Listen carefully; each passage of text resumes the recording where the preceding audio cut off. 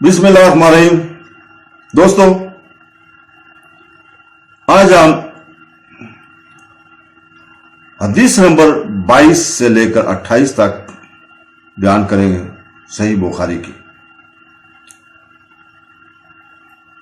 सही बुखारी में हदीस नंबर 22 में बुखारी साहब फरमाते हैं कि हमसे इस्माइल ने ये हदीस बयान की।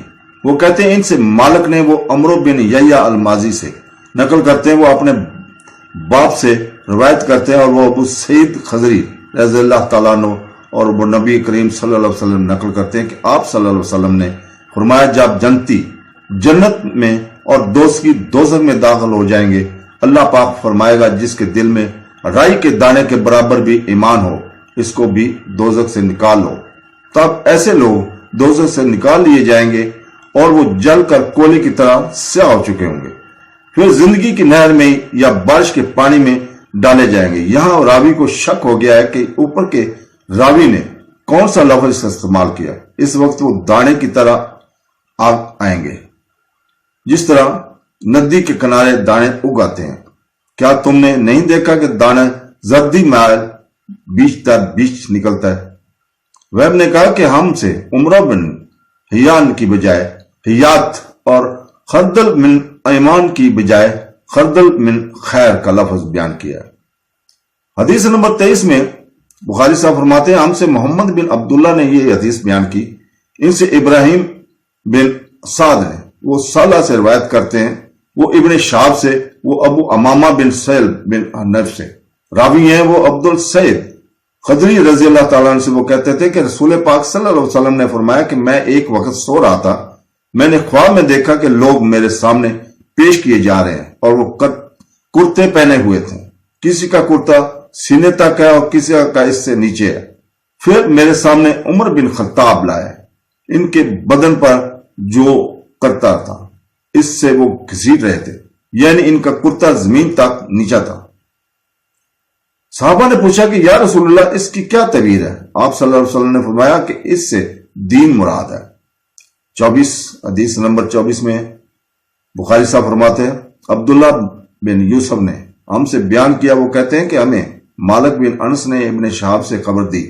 वो सालम बिन अब्दुल्ला से नकल करते हैं, वो अपने बाप अब्दुल्ला बिन उमर रज़ियल्लाहु ताला अन्हु से कि एक दफा रसूल पाक सल्लल्लाहु अलैहि वसल्लम एक इंसारी शख्स के पास से गुजरे, इस हाल में कि वो अपने एक भाई से कह रहे थे कि तुम इतनी शर्म क्यों करते हो? आप सल्लल्लाहु अलैहि वसल्लम ने इस अंसारी से फरमाया कि इसको इसके हाल पर रहने दो, क्योंकि हया भी ईमान का ही हिस्सा है।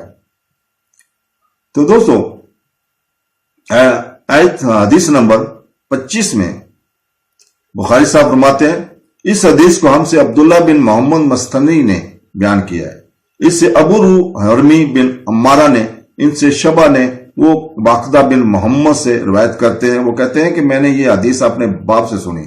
वो इब्ने उमर रज़ियल्लाहु ताला से रवायत करते हैं कि रसूल पाक सल्लल्लाहु अलैहि वसल्लम ने फरमाया मुझे अल्लाह की तरफ से हुक्म दिया गया है कि लोगों से जंग करूं इस वक्त तक कि वो इस बात का इकरार कर लें कि अल्लाह के सिवा कोई माबूद नहीं, और ये कि मोहम्मद सल्लल्लाहु अलैहि वसल्लम के सच्चे रसूल हैं, और नमाज अदा करने लगें और ज़कात दें। जिस वक्त वो ये करने लगेंगे तो मुझसे अपने जानो माल को महफूज कर लेंगे। स्वयं इस्लाम के हक के रहा इनके दिल का हाल तो इनका हिसाब अल्लाह के जिम्मे है। हदीस नंबर 26 में बुखारी साहब फरमाते हैं हमसे अहमद बिन यूनस और मूसा बिन इस्माइल दोनों ने बयान किया। उन्होंने कहा हमसे इब्राहिम बिन साद ने बयान किया। उन्होंने कहा कि हमसे इब्न शहाब ने बयान किया।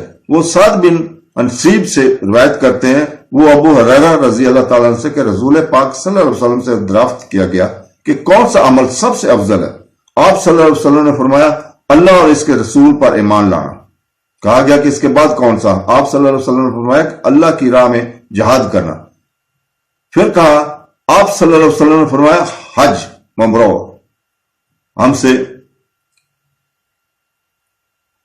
हदीस नंबर 27 में बुखारी साहब फरमाते हैं हमसे अबुल मियान ने बयान किया। वो कहते हैं कि हमें शुएब ने ज़ेरी से खबर दी।